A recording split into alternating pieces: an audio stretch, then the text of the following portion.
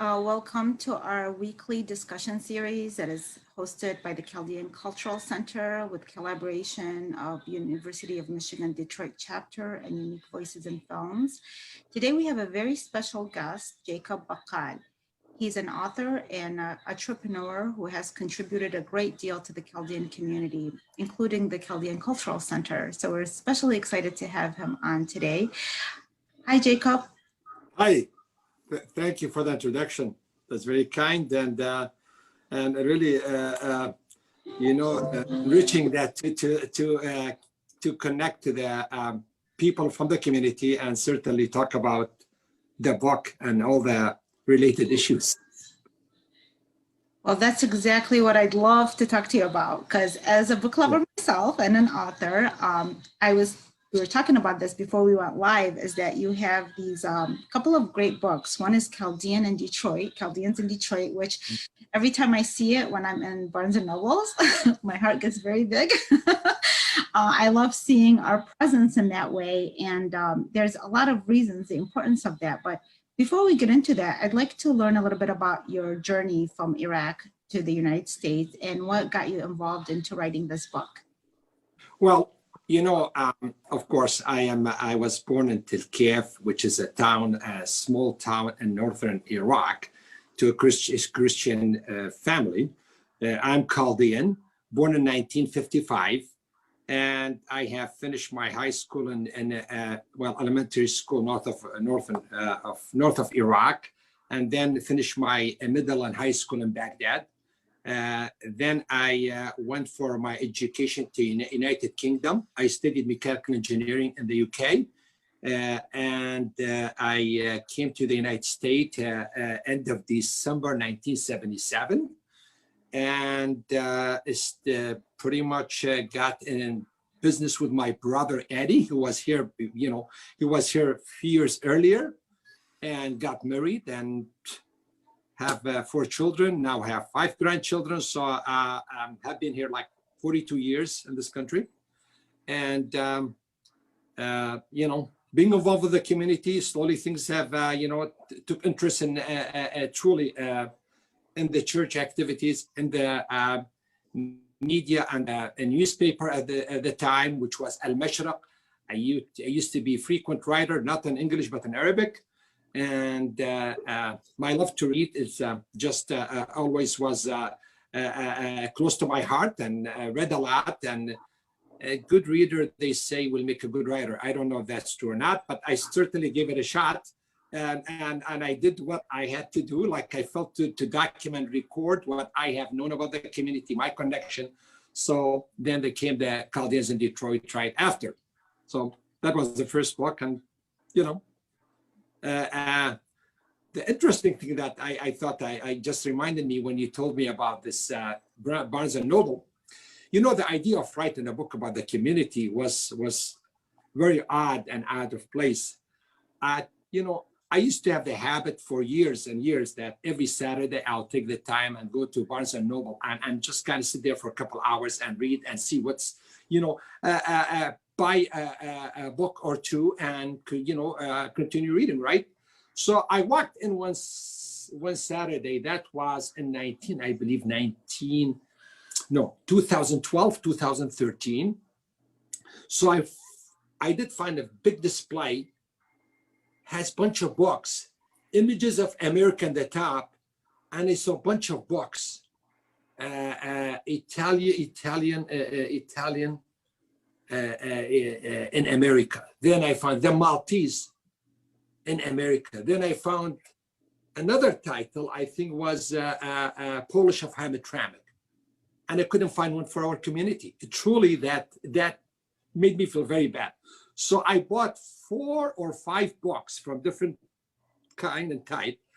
And I went and I didn't go to sleep until I finished 2 by 4:30.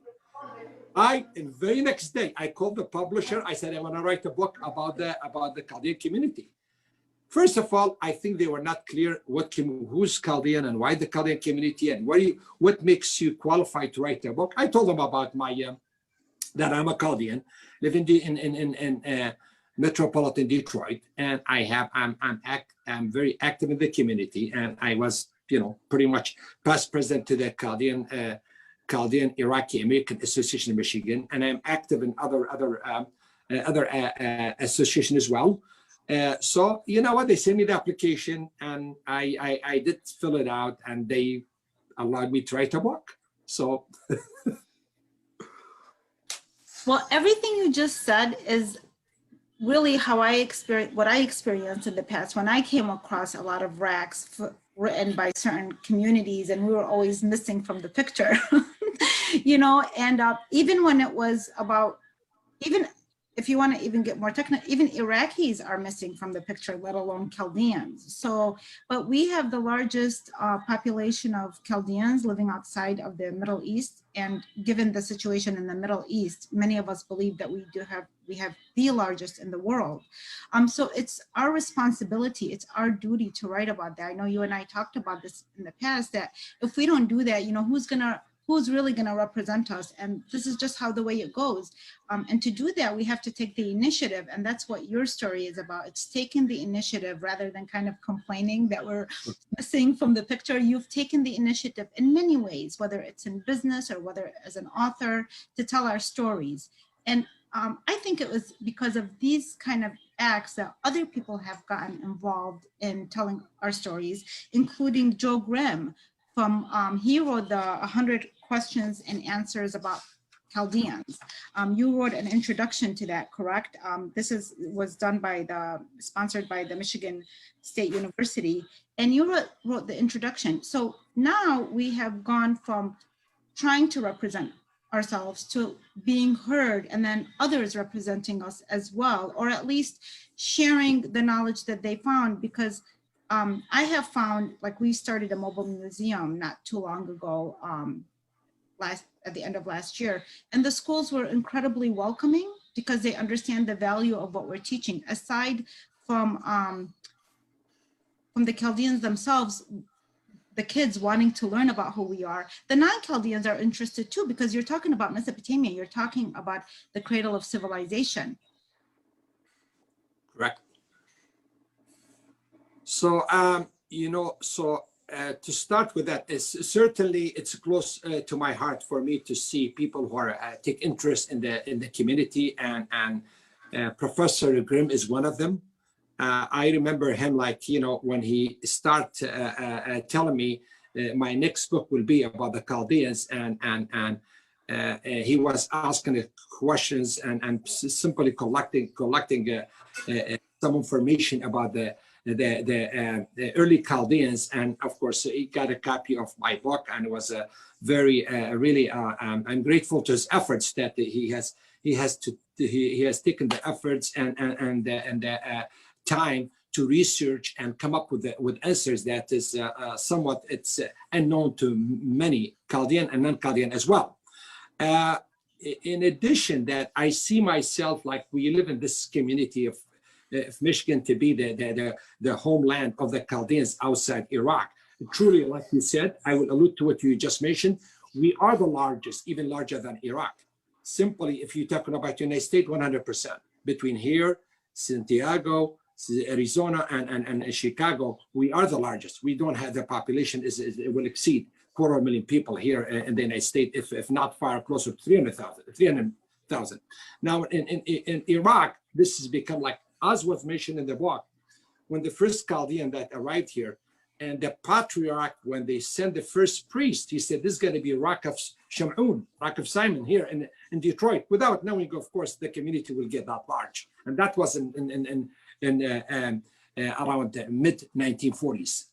So it is, and we are grateful to have an opportunity to come to such a great country, the United States of America, of course, which homed the many Chaldeans from the turn of the century, 1900, and continue to be the case. Slowed down in the past few years, but I think it's just picking up now, as those who are scattered all over the world, they start coming here, and not necessarily to Detroit being their home, but other states as well. What you say is the biggest misconception about Chaldeans, or something that is important for people to know, especially historically? I think, it's not by accident metropolitan Detroit became the largest castration of the Chaldean community. I think there is certainly, I mean, the comfort and feel at home and privilege to be to join unite with your family is one of the advantages that that we have enjoyed over the years, because this is the in 1965 the issue of about family get reunited, and that helped the community a great deal.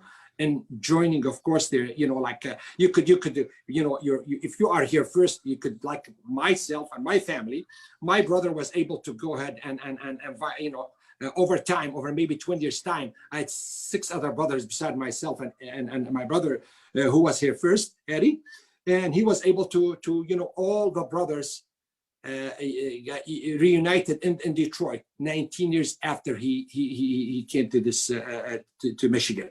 So if it was not for the law was there, it would have been much more difficult for him to get the brothers here as well. So it's a blessing to have yes, large community. You have established churches, established associations, and that comes always like a helping hand when is needed to find a job, find a home, or helping you to break that isolation of being out of your homeland.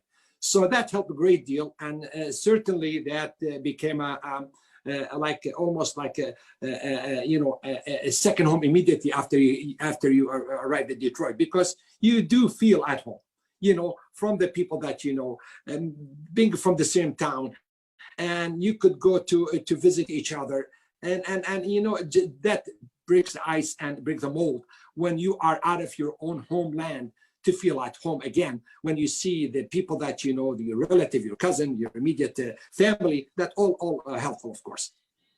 Yes, one of our cultural attributes that I love, we all feel a responsibility towards one another. It's like we feel like this duty, what we call in Arabic wajib, to take care of each other and to take care of, now we're at a point after taking care of each other, I think, on a survival level, because of all the things that we had gone through in the oppression and most recently the massacres and all that. Now we are able to expand to a more cultural opportunities to share, and that's also a duty. This is again what we're talking about, but I think that's what makes the community very strong. Sometimes people wonder, how we were able to arrive to the point where we got to, and really it's because of unity. We have a strong sense of unity.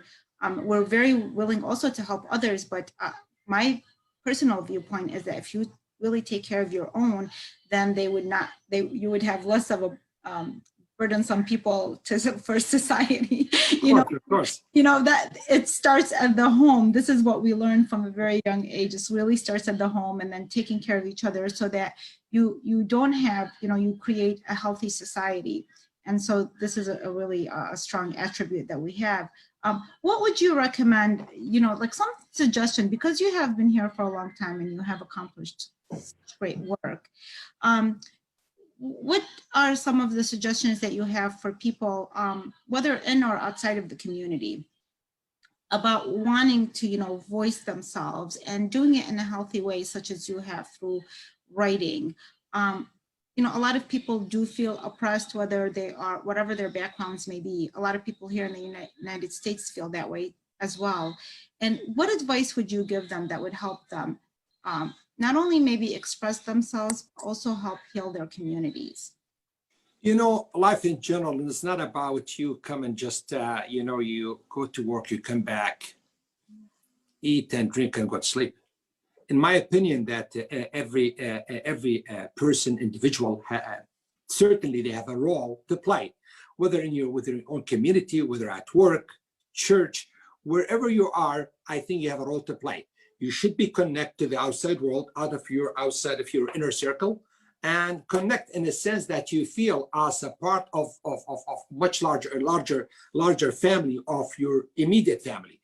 So if let us apply to our community. If everybody just cared to come and work and be, happy with what they have and no link to anything else outside their family, we wouldn't have churches, we wouldn't have the organizations that we have, we wouldn't have the club we have, we don't have the social connection that we have, and we wouldn't have certainly the connection that we have with our other communities and America in a larger form would be disconnected. We need to build that by us connecting ourselves to our other communities around us, whether it's in the area where we work, whether we live, or we have activities. So by starting with this, whether a church organization such as the one we have, or cultural center, or Ladies of Charity, all collectively contribute to see the community getting involved and participate in what goes around them. It's not about just yourself, it's about getting other people involved too. And that's always will lead to one thing. The stream will lead to build a strong community, well connected, and care for each other. So it's not about just a few individuals, it's about really a community at large. And when we feel part of the larger society, which is the American society. And we came here to be part of this melting pot, and yes, we have a unique distinction of being Chaldean, but we are proud Americans by all means, and this makes us who we are, and this is what to make America unique in many ways. Yes, I totally agree with that. I agree that yes, you take care of your family, but not to exclude people that you can reach out to and get to know. And another thing that we also had talked about was that our series has expanded very, very quickly to include people that are non-Chaldeans, for the main reason that they are doing incredible things and somehow relate to us, whether they're Iraqis from last week we had a young lady, an Iraqi Australian, a writer who was sharing her story. And the wonderful thing about that is that we got to know her and the community in Australia. And she has like this very active Facebook group that she's gathering all these Iraqis from all over the world. And she got to learn about us. So it goes both ways. That's what happens when you open your door a little bit and then you get to know other people. And it could be really done in such a beautiful and peaceful and informative way. I feel that's what you try to do on a regular basis. There's something that I do miss greatly, that, even though United States has the biggest concentration of Chaldeans, but there are certainly other areas of in the world that attracted and were just the Chaldeans settled maybe by default. Now it become a home to many, and including Australia, Canada, Sweden, England, France. You know what? Where I see there's a gap, the connection among these Chaldeans worldwide is lost. I feel bad that I cannot connect to the Chaldeans in Australia. Life connection through maybe, I don't know whether there's an organization that could bind us, and so we get much closer to know, just like how it's the world becomes smaller and smaller. I have not felt it on the level where I could connect and be able to live how things are in let's us say in Sydney, Australia, or even in let's us say in Windsor, Canada, other in Sweden, Stockholm. There's over 35,000 Christian there, and most of them are Chaldeans. This is something that I think we lack, that we were not at least not able to make the connection, so we could feel there's something bond us. We could communicate, and of course we do have some media that is connection through the modern media, of course, but it's not enough. So I couldn't tell, like, my family's visitation, maybe traveling, having something common that they would invite them to come to the United States when there's let us say a big event, has to do with the Chaldeans, whether history, culture, whatever that is still lacking. I hope and wish someday, the community, the organization will get together maybe and to establish and create. I don't know if it's gonna start with maybe building an organization that bond us all, more international than being local. that could be, something that I would truly look forward to see. And it's really possible. When I was doing various research, I found out that we have the strongest, if not, well, I don't know if I can say only, but from my research, I found only the major Chaldean organizations here in Michigan.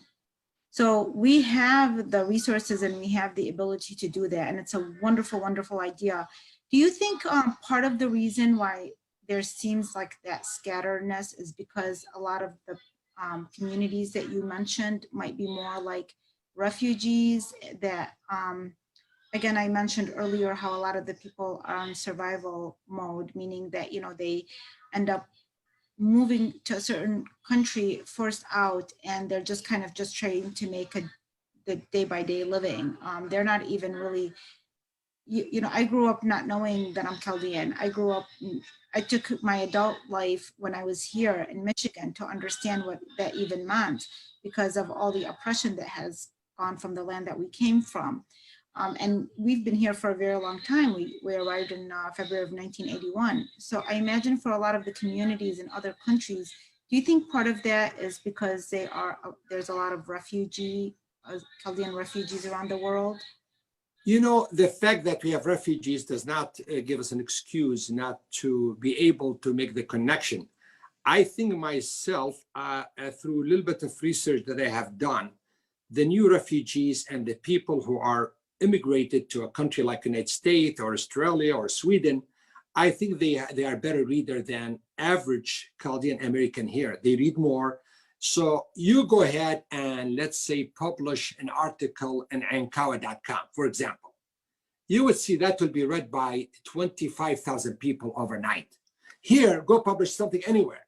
Will not be even read by 1,000 people. So does that tell you, to me, is inspiring that you are an immigrant, you still everything, the suffering, leaving Iraq, going to your new homeland. It's inspiring for you to get involved. Yes, I would agree with you that they need to look for their, of course, well-being and providing their family without a doubt. But they make time. And of course, being in the United States, everything is driven to be, work, making money, be able to, improve your living, whether better house, better car, better this and that, all permitted. Now, the fact that others have not paid as much attention, I think that it's a cultural issue. If we are in the United States, we're certainly exposed to a lot of things that other people are not. And I have visited people, outside of my United States, and how people live. When I travel, the enjoyment I see, it's me seeing how other people are living.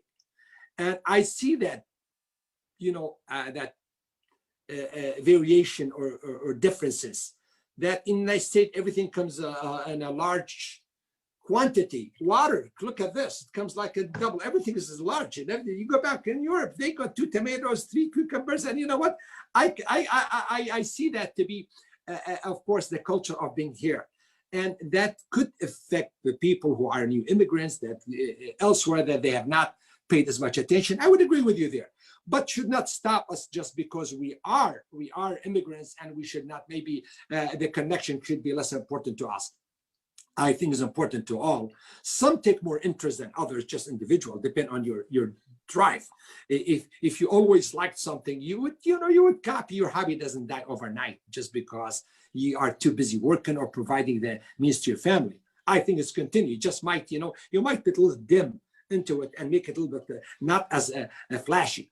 But I do see that to be maybe an issue, but I think it could be inspiring motivation for others to connect to other Chaldeans elsewhere. If I'm here to somewhere else, if they are somewhere else, maybe to hear and connect to the Chaldeans, be interested in what they do and how they live, and go and visit them, and maybe, go, be part of their organization somewhat, somehow.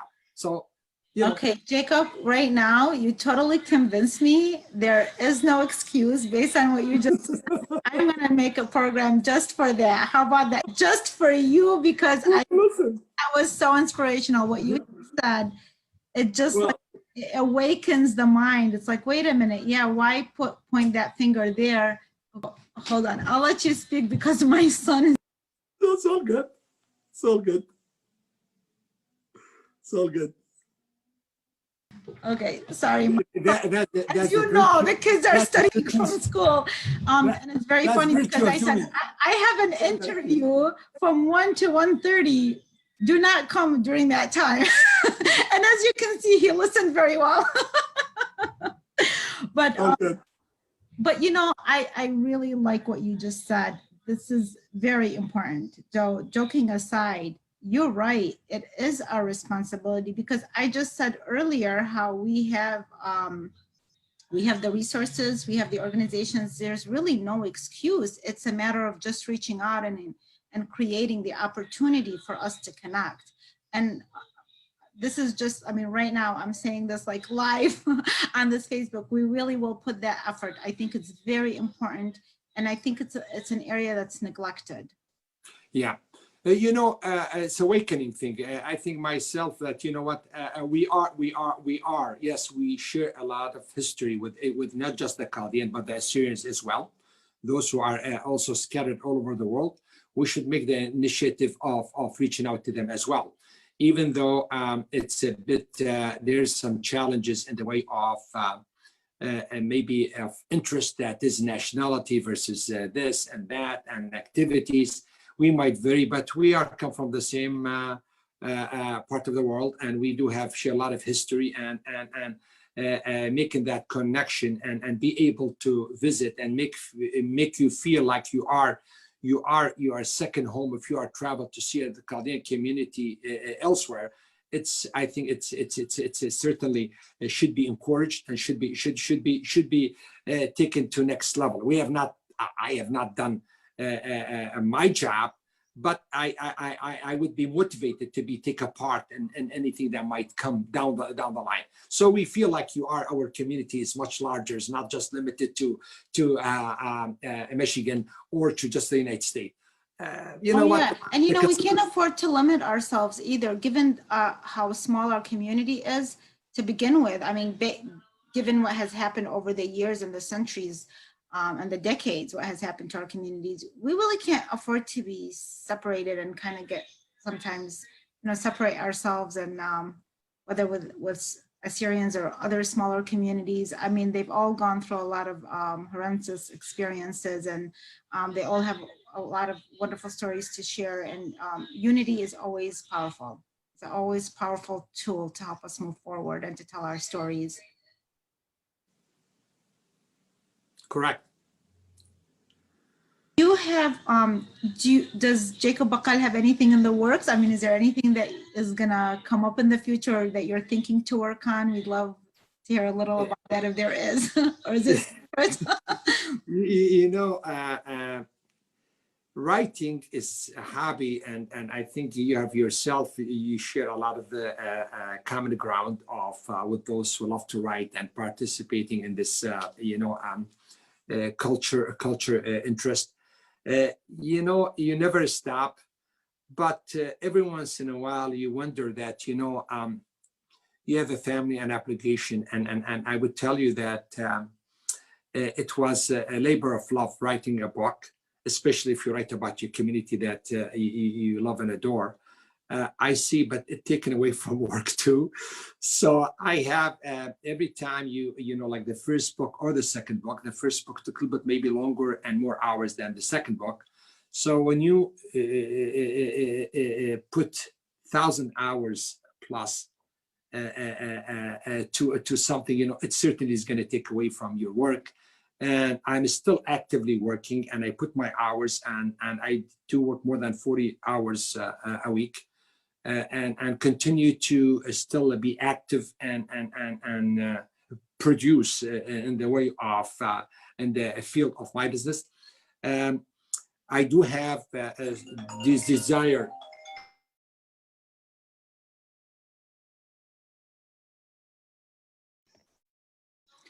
It looks like Jacob just got a call for right now, and we're gonna see if he's able to come back. It might be an important call that he had to take, but we are. Did I lose you? Just came back, yeah. So I do have a desire to write another book. I'm not quite sure if I could do it in you know, simply I need to make time. And my kids push me to take it more responsibility. I could devote the time to write one. And I know it's going to be about something to do with the clash of culture, but I'm not quite sure how I started, it's something to do. It has to I love it. I love it. You saw my eyebrows go up. Yes. It sounds interesting. Now, listen, we'll set a date where we will interview you on the book. Is going to be released, and that will give you a motivation, right? Like, you know, go to this book. You know, every day, most of us, if not all of us, we live the clash, and we come from different background. Of course, for our children and our grandchildren would be different. Simply, they only know one world, and they live the world of their grandparents. So that might take them a little bit a journey to the past, but not, you know, we still live in a United States. I didn't come here to live the life of my old country. I adapt the new life here, and I try to be, but preserve what I always loved in my culture. So that was always, you know, something that inspired me to do something. But I do see there is a clash. I do see there's tremendous change in the community, second generation or first generation born here, and yet I need to devote time and efforts to make it a job, and I want to be good at it. The more time I spend, the better the result would be. So that's right. And you know what? Thank you so much for your efforts into bringing awareness about the Chaldean community through your writing, and also with all your contributions. And I like what you said about this topic, and I really look forward to this book coming out, because this is the whole point, is us kind of navigating through our journey from coming from a place, you know, that has, where certain wounds were created, and kind of trying to acclimate and assimilate into the United States. And people like yourself and other pioneers have been great examples of how to do that. So that's why your stories are very, very important, because then we can have a glimpse, like, okay, yes, we went through this, but then we can come to the other side. And this is a great example, whether from yourself and even your family. I know, you know, some of your family members just really live the American dream, but there's a purpose behind that. And so I feel like you have a lot of wonderful messages to share. So I look forward to your next book coming out, so that we can have you back. Not too soon. I'm not too soon. I'll still be waiting. It's okay. Well, it doesn't have to be too soon, because like you said, quality is more important, but whenever it happens, we look forward to it. Thank you so much for all your contributions, and for making time in your busy schedule to come and speak with us today.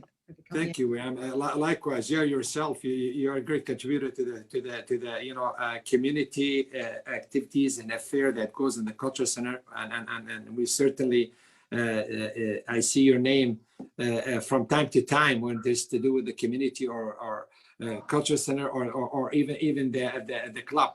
So your name pops up, and it doesn't surprise me a bit. Thank you. Thank you. And yeah, this is the whole point. We really inspire each other. Everybody, when we contribute in our own ways, we are contributing to our community, to our homes, and to our community, and to ourselves, because we grow so much by doing these kind of works. So thank you, everybody, for watching.